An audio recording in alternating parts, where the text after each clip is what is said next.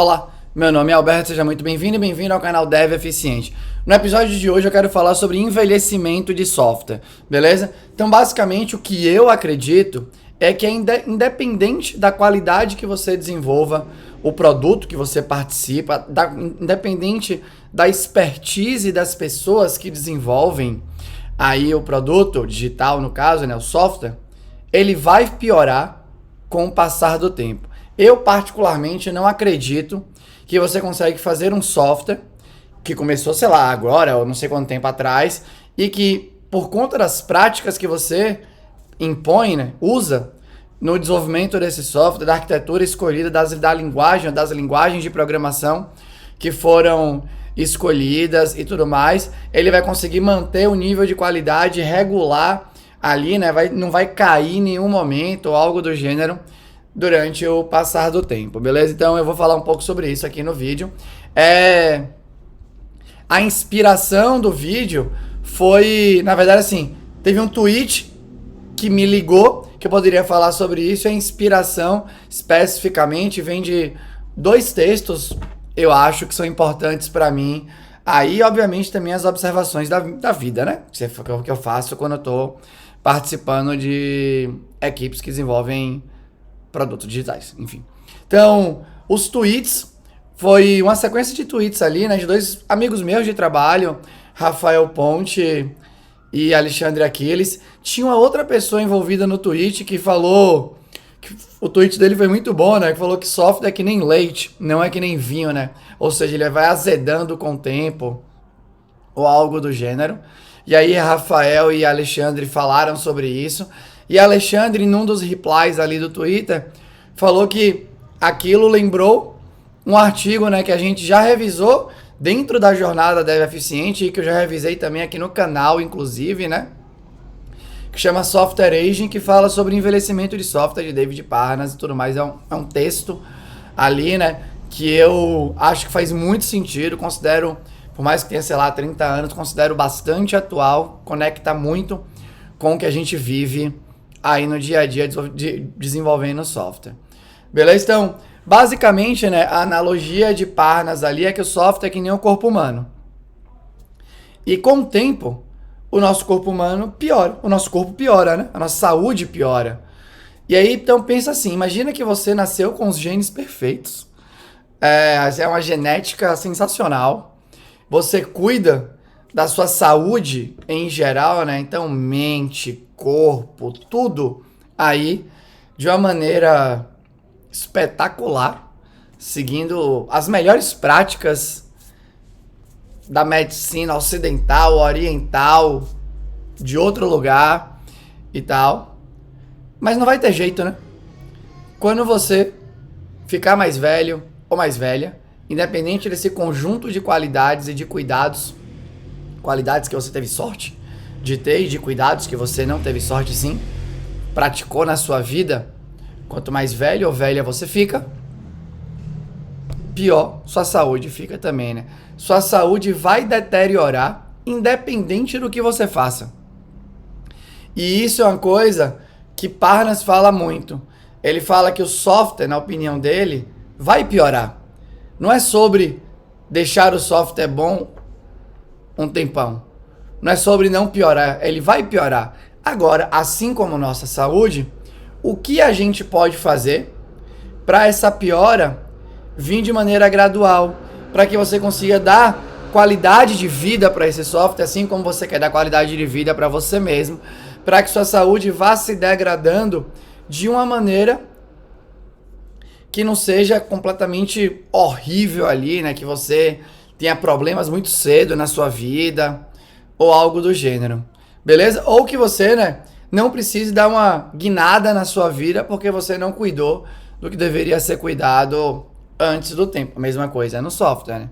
Então a gente fala muito desse lance do software, né, que você vai acumulando débito técnico, e tem hora que você tem que pagar esse débito. E como é que você vai pagar? Você vai reescrever o software? Você vai mexer ali em tudo? Então, esse é um artigo que me influencia muito. E não só ele, tem o outro artigo do No Silver Bullets, que eu gosto muito de lembrar sempre que eu falo desse texto, né? Não é um artigo científico, é um texto.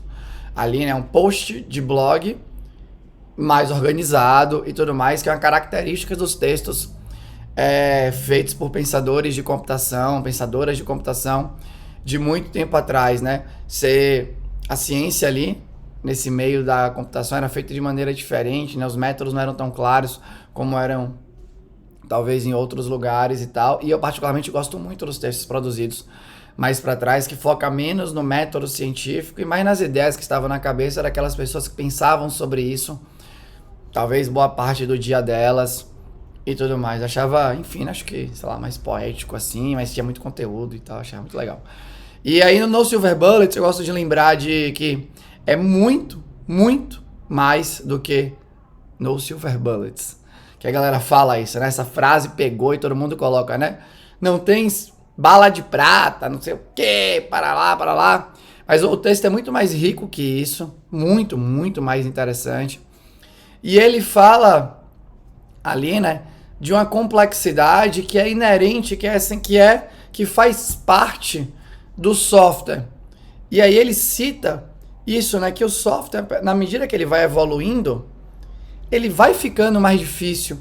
Ele é assim, independente do que você faça, independente das práticas que você coloque ali dentro. E aí, obviamente, né, eu leio isso e eu olho para minha vida e os pontos se conectam bastante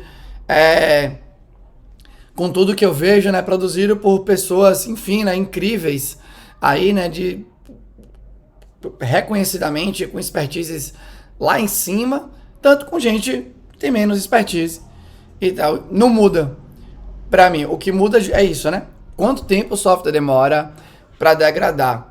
E aí, na minha cabeça é assim. Qual que é a única chance de... essa manga aqui, né? Tô pegando na manga ao contrário. Qual que é a única chance do seu software que você desenvolve, que a sua equipe participa, ou algo do gênero, não ficar pior? Só se você não mexer. Só que se você não mexer, ele vai deixar de ser tão útil quanto é no momento atual. Então não tem como fazer, né? Então, no texto do No Silver Bullets, é falado isso, que produtos digitais, naquela época, né? Acho que hoje talvez até mais, não sei. Mas é um troço diferente que a gente tem na humanidade, porque a gente não escreve e entrega. E aí depois que a gente entrega, a gente vai e mexe no que está funcionando. E de vez em quando mexe de tal maneira que não vai mais fazer o que deveria, o que tinha sido planejado para fazer. Ou quem mexe não é quem criou. Então imagina, eu gosto de pensar nisso, né? Que o software é um livro, e aí você acaba de escrever aquele livro e entrega a primeira versão. Só que a história não acabou. E de vez em quando você até muda de ideia de como você quer escrever a história, né? De como você quer contar aquela história. E aí você fala assim, beleza, agora mudou e eu vou contar a história diferente. E quem vai alterar a história que foi escrita previamente, de vez em quando não, né? Geralmente, nem é a pessoa que escreveu, é outra pessoa. E aí você entra nessa outra linha de artigos que falam de erosão arquitetural, erosão de design e tudo mais, que é isso, né? E Parnas também fala isso no Software Aging, que de vez em quando a pessoa que está mexendo no software não faz a mínima ideia de quais foram do que passava pela cabeça da pessoa que criou aquele negócio naquela primeira versão ali, né? De quais foram os direcionamentos, a situação. Ele chama no artigo, se eu não me engano, de ignorant surgery, que é você tem que fazer uma alteração e você não sabe de nada.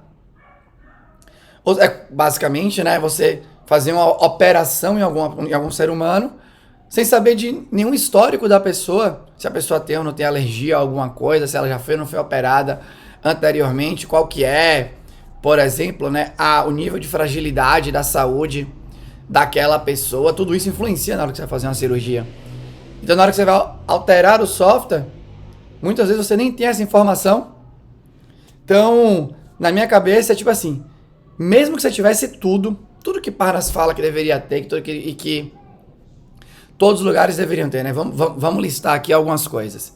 Então, Você deveria ter múltiplas documentações para apoiar o desenvolvimento do software. Então, você deveria ter a documentação padrão ali, né, da API, da parada e tal. Uma documentação que foca mais em storytelling, no sentido de, putz, por que ele nasceu, qual que é o propósito disso daqui, qual que é a explicação para cada um dos módulos. Aí imagina que você tem um outro tipo de documentação que fala muito das decisões de código que você tomou, né? Então, você junta ali as ADRs, que não supostamente uma coisa maior, mas eu gosto de pensar em decisões de código, não decisão arquitetural, de design, não sei o que e tal.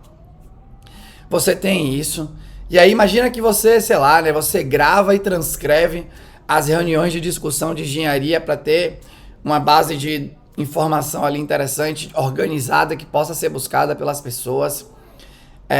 A equipe não muda, ou o ritmo de mudança da equipe é muito, muito tranquilo.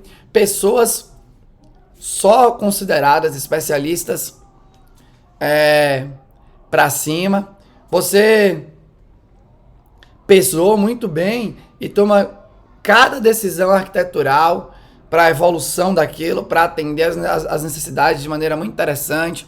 Você aplica boas práticas de código, de design de código e tudo mais. Imagina que você faz tudo isso muito bem. Na minha opinião, o software vai continuar a se deteriorar, porque você vai mexendo nele, e por melhor que tudo esteja, cada mexida vai tirando um pouco da energia. Então você também tem, sua bateria de testes é linda, né? A gente tá falando aqui de cobertura alta, a gente tá falando de branches bem cobertas, de exploração dos valores ali, de testes mutantes, de vez em quando até de testes inteligentes lá, né? Que tenta descobrir os bugs, não sei o quê, e por aí vai. Do mesmo jeito, achando, pra mim, ele vai continuar piorando. Óbvio que vai piorar se tudo isso, se esse cenário existisse, o que geralmente não acontece, beleza? Ele ia demorar muito mais de ficar não manutenível ou algo do gênero, né? E onde que eu acho que esse cenário acontece mais próximo disso? Esses projetos open source de muito sucesso. Esses projetos open source de muito sucesso têm equipes muito estáveis, geralmente pessoas com senioridade altíssima. A galera que são os core committers, que compõe ali, né, as pessoas que são core committers entendem muito do software e tudo mais. O software tem uma linearidade em relação ao propósito dele no planeta, né? Não fica mudando de um lado para o outro de ideia. Eu nasci para ser assim, mas agora eu sou assado porque eu pivotei, porque eu não achei market fit e porque 48 mil pessoas diferentes passaram e tal. E mesmo assim você vai pegar, né? Você vai olhar o histórico desse software e vai fazer uma avaliação baseado em qualquer conjunto de medidas que você queira ter. Você vai ver que ele está piorando com o passar do tempo. Mas está piorando num ritmo muito mais interessante, né? Muito melhor, como se fosse uma pessoa muito saudável, que cuidou de todas as partes ali. Com o tempo ela está envelhecendo bem, mas em algum momento, provavelmente, que essa é a parte boa do software, né, que a gente não tem, aquilo eventualmente vai precisar ser reescrito, porque já piorou em tal nível que não dá mais para continuar. E aí, obviamente, que você vê esse cenário é muito pior em softwares que são desenvolvidos dentro de empresas, nem pouco importa se é uma empresa mais tradicional, uma empresa que opera nesses modelos de startup e tudo mais, porque aí você tem mais rotatividade das pessoas, você tem a senioridade é mais heterogênea ali, né? Mesmo dentro do mesmo grupo de senioridade, o nível de... as pessoas são diferentes e tal, né? Várias vezes elas não conhecem com profundidade do contexto inteiro que influencia para aquele software evoluir, tudo mais. E aí você vai perdendo cada uma das coisas. De vez em quando não é testado, as práticas de testes não são as mais interessantes. E aí, de vez em quando, pela falta de compreensão do negócio de maneira mais profunda, obviamente, né, que o software reflete o quão bom você é de negócio e de práticas de software. Se você for um homem ou uma mulher que é um excelente engenheiro ou engenheira, ou uma excelente engenheiro ou engenheira, se você não manjar do negócio, você vai pegar aquelas melhores práticas, mas provavelmente não vai criar as abstrações da melhor maneira possível.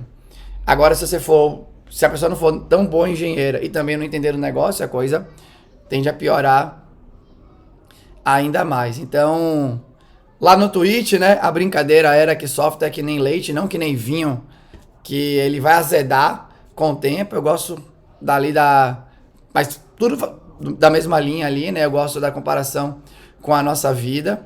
Então, quando eu tô participando de uma equipe que está desenvolvendo um produto, né? Então, por exemplo, atualmente eu trabalho num produto interno na Zup, que é a outra empresa aqui que eu trabalho, além do Dev Eficiente, né?